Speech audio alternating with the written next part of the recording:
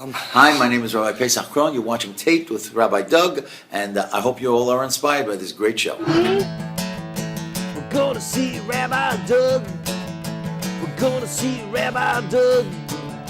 We're going to see Rabbi Doug on your TV tonight.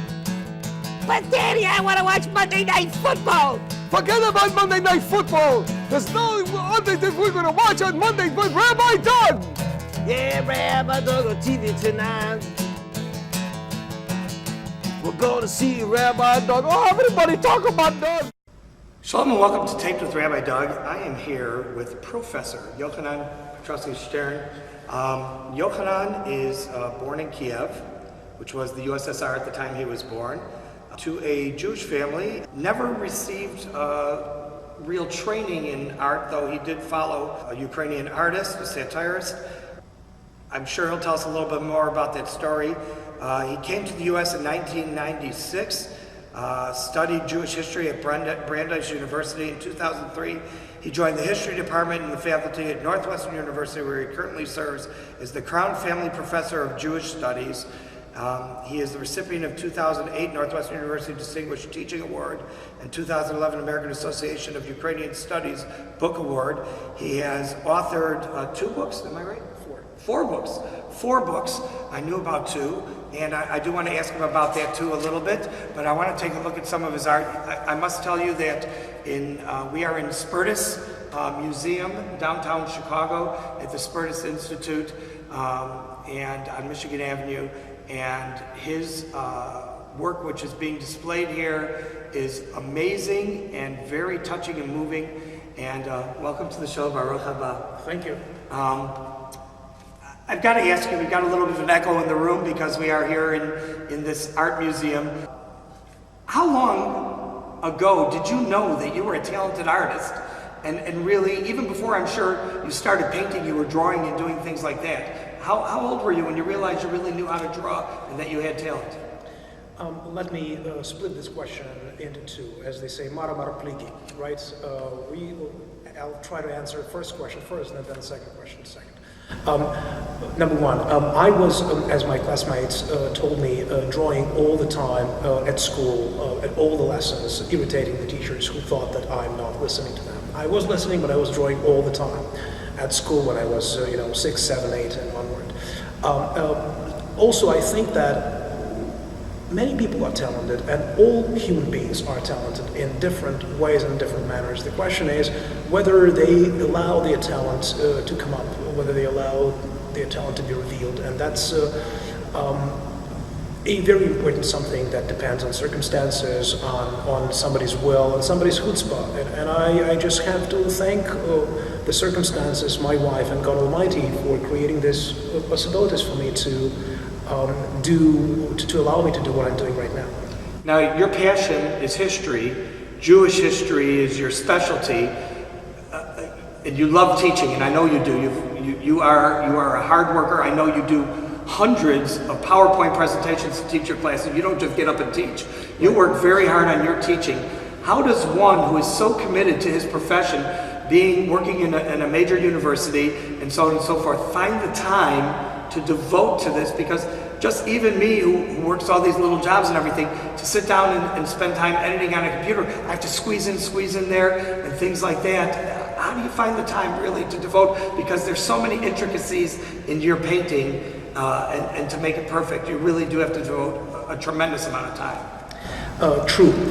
In order to make sure I can do what I want to do, I do sketches for sometimes months and even years before I have a very clear vision of what I'm trying to put on canvas. And only when I have this idea, I start putting things on canvas, and I do that very fast. Most of the paintings that you see here in this hall are done within 2, maximum 3 days. Probably out of these 33 canvases, 2, maybe 3 took me between 2 and 3 weeks to finish. All others are done within 48 hours. But when I'm doing them, I'm doing just them. So 10 hours non-stop painting, and I'm closed in the basement where I have all the all the canvases and paints and brushes, and I'm trying not to contact the outside world, not to twit, not to Skype, and just being on my own with the canvas. Okay, so I'm looking here on your brochure, and it does list your 4 books, and I'm so interested about that, just to talk about them briefly, and maybe we could do another show and talk about your books in depth. And they are Jews in the Russian Army, 1827 to 1917, Drafted into Modernity, The Anti-Imperial Choice, The Making of Ukrainian Jew, and Lenin's Jewish Question. Did you start writing when you lived in the Ukraine, or did you do all your writing post-Ukraine? Well, all the books that you've mentioned, they are published in the United States over the last 4 years, and this is all done here, based on research done here. And when I was in Ukraine back in the USSR and after USSR, I was basically doing something very, very different. Very, very interesting. Well, I would like to talk more about the books, but just tell me one thing. Was your interest and your research about these books really based on your experiences as a child? I mean, is that what cued your interest? No. My books are not based on any kind of my experiences. I did not have, I would say, any Jewish experiences as a child. I grew up in a very assimilated environment with little, if any, interest to anything Jewish. But when I discovered the entire world of Judaism and Jewish history, I found several interesting points in Jewish history that interest me, that really are telling, that open up different questions that I can explore to tell in a bigger story. So a lot of your art is based on Jewish history. You've taken a lot of things. One of my favorites is Rabbi Gold-Chassid. I am going to show that to our audience. Tell me a little bit about how Rabbi Gold-Chassid came about, and I love that picture. There's something about the imagery that just hits you if you understand or know Hasidic Judaism and European Judaism. Right. There is an expression among artists that I learned when I was doing what I was doing. It's called the study of. For example, you are trying a new technique. You are doing the study of this new technique. You are trying a new color. You are doing the study of this new color. When I was doing Rabbi Gold's, there are 2 of them. One is Misnagit and one is Chassid. I was studying gold. How to paint things that are golden on canvas. If you take golden paints and put it on canvas, you would never get gold. You need to know certain coloristic techniques that allow you to do gold on canvas. So when I was doing this rabbi with a golden book and with gold around him, I was thinking about myself as a Jewish icon painter. Well, you would say it's paradoxical, it's impossible, it's unimaginable. Correct, that's exactly what I'm doing. Icon painting is very much a Christian, non-Judaic tradition that doesn't have anything to do with Judaism. But I'm asking, well, if they have saints, can we say that our rabbis are saints? Can we say that their sanctity is created by the holiness of their books? Are they not surrounded by the holiness of their books? That's the story that I'm trying to tell. And that's how I'm using gold. Now, when you have a Rabbi Gold, a Chassid, and a Rabbi Gold, a Misnagit, then they look at one another and they are very different. So comes a person, looks at these pictures and says, this is what a Misnagit thinks about a Chassid, and this is what a Chassid thinks about a Misnagit. Because they look like caricatures of one another. And yes, of course, they are very ironic, they are sometimes even sarcastic, but it's not my sarcasm, it's their mutual sarcasm about one another. But again, this is not what I'm thinking about when I'm painting, it's what you, the spectator, comes and tells me about this. You give us an idea, and then we take the image and build the story around it. And I then steal your reading of this idea and saying, oh, that's exactly what I was trying to say. I love it. While we're talking about gold, I want to talk about one of the paintings I saw with the godly Shekhinah, the holiness of God. It's on gold. The and the hands. Tell me about that painting. That is such an amazing painting. And it hit me like, I get it. Tell us a little bit about that. Right. Look, I believe there are certain things that galvanize me, that I'm talking to. People, when they look at my paintings, they think about, Marc Chagall, they think about a bunch of other 20th century painters. I never knew them, I never looked at them, and I'm not talking to them. I'm talking to late 15th, early 16th century art, maybe 17th century art, not later than that. And of course, one of the inspirations for me was, and still is, Rembrandt. Rembrandt as a natural, Rembrandt as a painter. And Rembrandt has this famous picture, which is at the Hermitage in St. Petersburg, which is called The Prodigal Son. It's a famous parable from the Gospels. It's about the return of the prodigal son who comes back after many years to his father, who is already blind, and he puts his forgiving hands on his shoulders and forgives his son for whatever the son had done to him. And I thought, wow, that's a very interesting story to tell, but there is also this famous joke about a rabbi who complains to God and says, God, I have such a dreadful life. I really have a dreadful life. What happens, Chaim, says God. And Chaim says, my son got baptized. It's a terrible story. And God says, Chaim, don't worry, my son also got baptized. By the way, this is a Yiddish-Jewish joke that many Jews know, but I'm trying to use this joke to tell a different story, to tell a story about Yoshka, whatever the way we would call him, Jesus Christ, who did many bad things to his rabbis, and whose name was used as a symbol of persecution of the Jews. So whatever he was, or could have been in the first century of the Common Era, he is responsible to some extent for the usage of his name, post factum. And I'm trying to think through the relations between him and God. So yes, he had his passions. Yes, he suffered. Yes, he resuscitates and comes to God.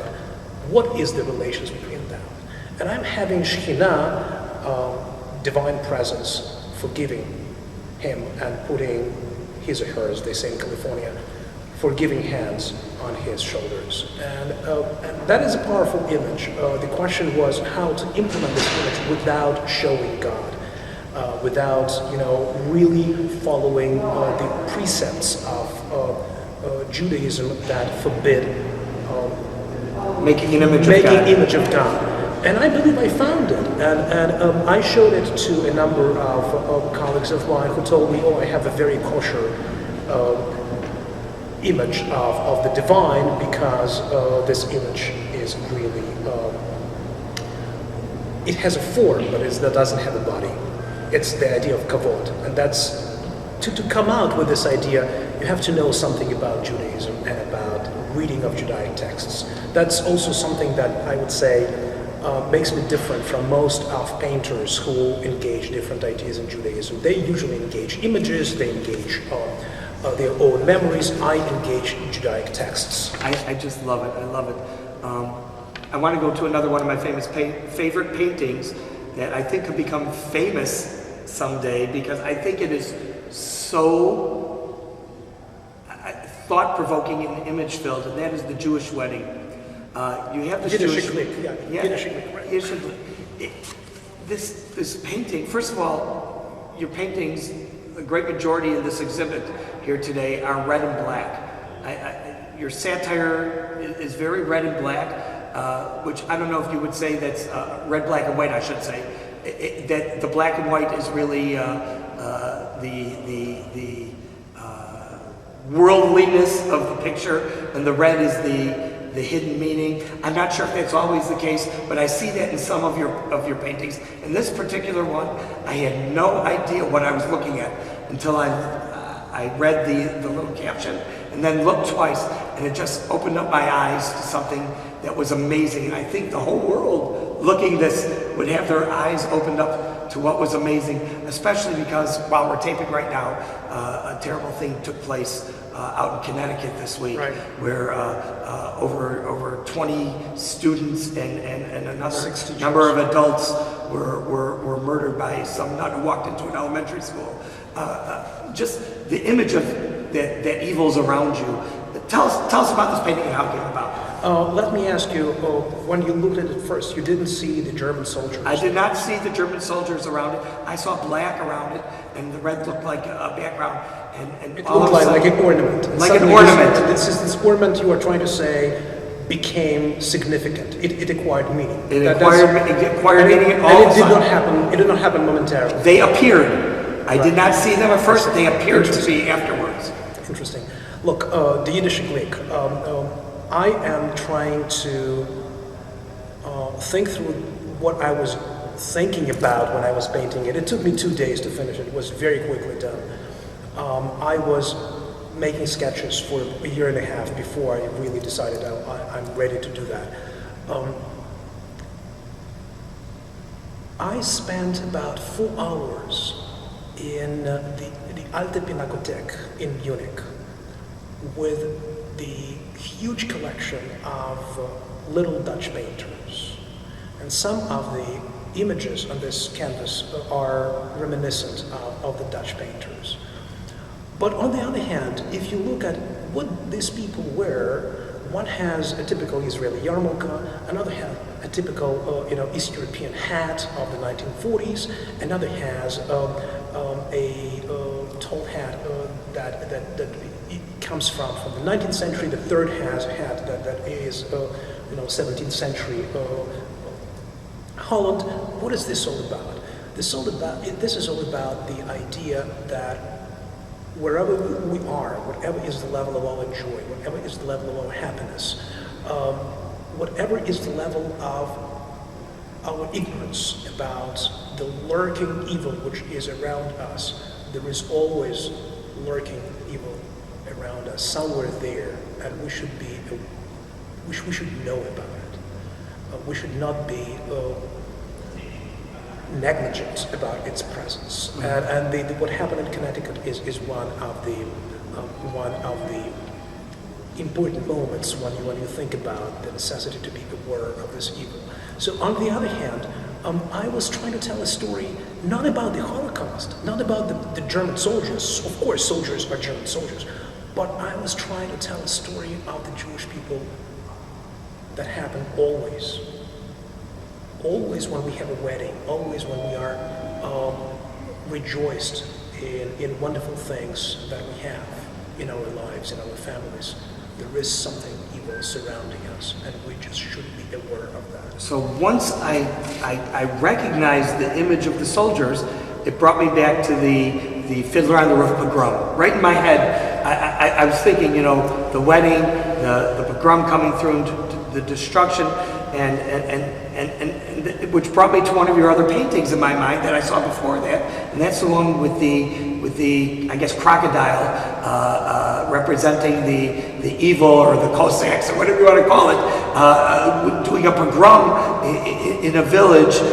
Just the whole imagery of this evil, gigantic, monstrous animal being whoever these evil people are, destroying our towns, and so on and so forth. How did that come to your mind, and what was the origin of that you can remember? Look, unfortunately, many of the things that I would like to explain, I cannot explain, precisely because they come in images and not in words. If things come to me in words, or if I know how to tell the story of the image in words, I would create a scholarly narrative. I would write an article, I would write a chapter in the book, I'd write a book. But this is a different story. These images, they are really surrounding me. I see them. They are coming into my nightmares, and they are my nightmares. Which means that in this particular case, the image came first, and I didn't know what to do with it. And I had this image of like part of swastika-esque animal that cuts through the domicile, the house, the dwelling, And I didn't even know what kind of this animal should be, and only eventually I came to the idea that it can be an alligator, a crocodile, and I had no idea of what kind of color it should be. That was, by the way, the first painting that I did in black, red, and white. When it came to me, I realized this is the pogrom in the shtetl, this is a violence, and crocodile, why crocodile? Because crocodile cannot be domesticated. Violence cannot be domesticated, you cannot tame it. You have to deal with it in different manner, but it cannot be put in just in a cage and kept as a domesticated animal. Oh, my little crocodile, let me feed you. It doesn't work. And the destruction that it does is a total destruction, because you see he really cuts through the shtetl. It's not really a village, it's a little shtetl, and I believe I have this synagogue image and Jewish houses that I'm trying to reproduce from my knowledge of the material culture of the 19th century shtetl, with some sort of a precision, but also with some sort of generalization. But it would be recognizable as a shtetl. Brilliant. I love it very much. The other one that I talked to before we went on the show that really caught my eye, and when I turn my head I can still see it, is the juggler. The juggler, and you use the image of worlds and then drops one. It's so amazing. Wait. When you look at the juggler, you see him not just juggling with the balls or whatever this is, but also with worlds, as if he is juggling different planets. Exactly. Interesting. It was not my idea, but I like you read it that way. The idea was very simple. I have this series of works that are called Circus. Under Circus, you'll see 10 different pictures that I did this year in this series of works on Circus. My idea was very simple. When you go to the circus, they show you what Übermenschen can do, what Superman can do, what a human being can do through transforming gravity, through transforming his or her body, getting away from the elements that guard our lives, that really govern, I would say, our lives. Think about a juggler. A juggler has to show you that he can play with his balls like Buddha, right? As if he has 4, 6 hands. And it's always fascinating. But my juggler is a real human being. And all my characters in the circus series are human beings. The acrobat is afraid of height. The juggler loses a ball. The person who does all sorts of tricks had forgotten how to put things on their place. So that emphasis on the human nature of these people is very important. That's what I'm trying to say. So juggler is not God who is juggling with worlds. He's a human being, and he dropped the ball. Yes, if you want to read him as dropping a world, wow, that's a very interesting reading. But it's your reading, and I admire this opportunity to talk to people who come to look at all that, because I hear from you things that I was not thinking about, and they enormously enrich my own vision of what I'm doing. Very nice. I want to talk about the only painting you have in a certain color. You have this one painting here that's a different color than all others, and that's your self-portrait. Tell me what brought you to make a self-portrait, and what brought you to do it in green, and obviously you weren't looking for intricacies in that self-portrait, though it does look like you. What was your thought in wanting to do a self-portrait and getting to do one and the color green? This is not the only self-portrait that I have. I finished another self-portrait a couple of weeks ago, which is called Yohanan Petrovsky-Shtern, when he is in 2042. Bis 120. Right, right. Very different portrait, black, red, and white. That one, which is done a couple of years ago, was triggered by a sad situation. I called my mom. She is 78. She's in Kyiv, and she told me that my father, who is he's 80 this year. She told me that he was in a very bad situation, and I was saddened by that, and I was depressed.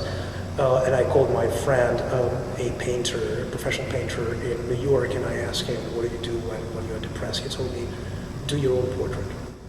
We are here on Taped with Rabbi Doug. I'm here with Yohanan Petrovsky-Shtern, who is the artist with the exhibit that we are looking at here at Spertus Museum on Michigan Avenue in Chicago. And stay with us, we'll be right back.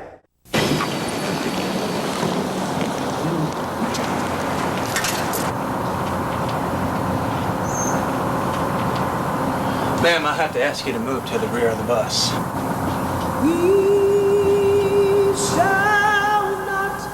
We shall not. I'm Professor Bernard Grossfeld, and you're watching Taped with Rabbi Doug. Welcome back. We're here on Taped with Rabbi Doug. I am here on Michigan Avenue at Spertus Museum with Yohanan Petrovsky-Shtern, who is the artist, and the exhibit here at Spertus Museum is all his art on the 10th floor. You're married with 2 young adult children, and I'm interested in sort of your background for our viewers. Your wife is also from Ukraine? Yes. Did you meet her in the Ukraine, or did you meet her in the United States? No, we are 29 years married, and certainly married first time in Ukraine many years ago, and second time in Jerusalem at the Chuppah in 95, I believe. Very nice, very nice. And so I married twice. to the same woman. And thank God. Tell me something. Did your wife have an interest in art when she realized or found out along the way, dating you or getting to know you, that you had this talent? Did she push you to say, you need to put this on canvas? You need to, or was this something that you yourself came to say, I really have to pursue my interests and my talent and make it something realistic and tangible? In 2007, I wrote 2 books trying to get tenure at Northwestern University, and then I realized that none of these 2 books would be published anytime soon because the publishers were not treating my books with appropriate respect, and they were simply negligent, and I had to resubmit 2 books to 2 different publishers at the same time, jeopardizing my tenure. I was really falling apart, and I didn't know what to do. It was a very, very risky situation for me, and in this situation, my wife took me to the Utrecht store, which was at the time 1 block up Michigan Avenue, and she told me, here you have $200, buy for yourself canvases and paints and whatever you need, and start painting. So I resumed painting basically 4.5 years ago. So this is her extremely important contribution into all of that. Without this gesture, nothing would have been done.